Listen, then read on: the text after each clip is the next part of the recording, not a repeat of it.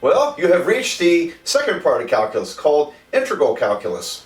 And integral calculus is based upon the idea of the antiderivative. What in the world is an antiderivative? Well, it's the inverse of a derivative. It's like going backwards. And so let me give you an example of this. The antiderivative. It'll be nice to, we'll be happy to know that we have a symbol that just represents all this. The antiderivative of x squared is x to the third over 3 plus a constant. Okay. Alright, so what in the world is going on? Well, you can see that if I take the derivative of x cubed over 3, I get 3x squared over 3, which becomes x squared.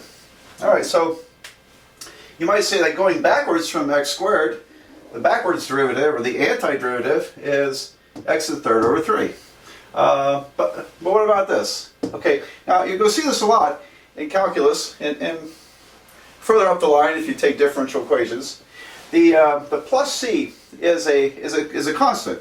C is a constant. Well, what constant is it? You know, a constant's just a number, isn't it?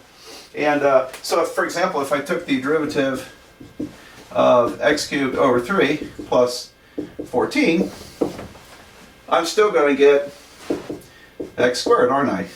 Okay.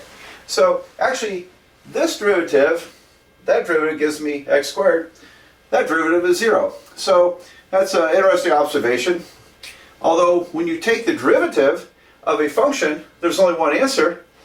When you take the antiderivative of a function, there are actually infinitely many answers. Now there's one antiderivative function plus a constant, an additive or a subtractive constant, just plus a number or minus a number.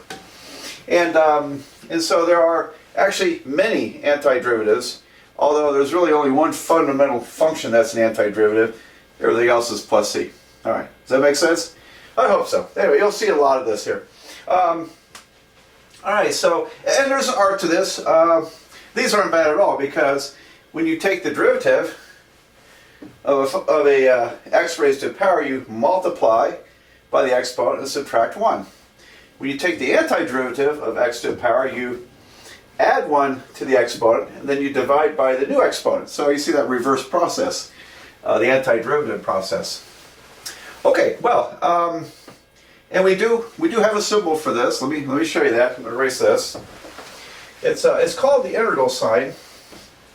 And so to represent antiderivative of x squared with respect to x, okay, so we also introduce this notation here, and this will all make a lot of sense as we develop this. The symbols that we're using are going to make sense. So this means antiderivative of this function, and add 1 to the exponent, divide by the new exponent, and then put plus a constant. Okay, so that's a way to represent the antiderivative.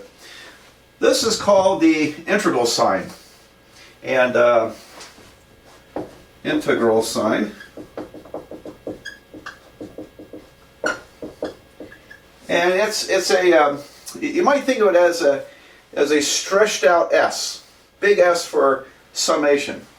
And so it was Wilhelm Leibniz who came up with this. Now, if you remember from the beginning of the course, I talked about the little bit of the history of this calculus.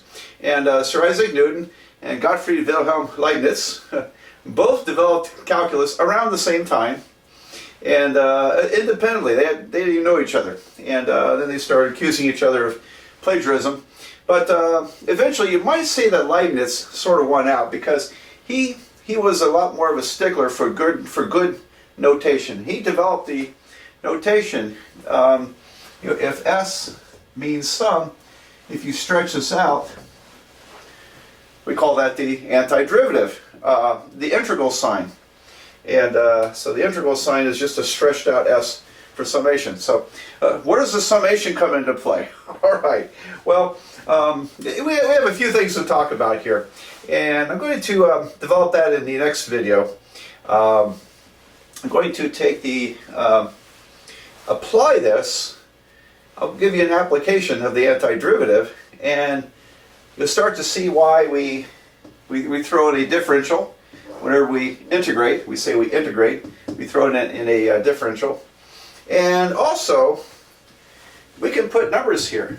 And the numbers have, of course, strong meaning and interpretation. So, well, I think I'll just save that introduction until the next video.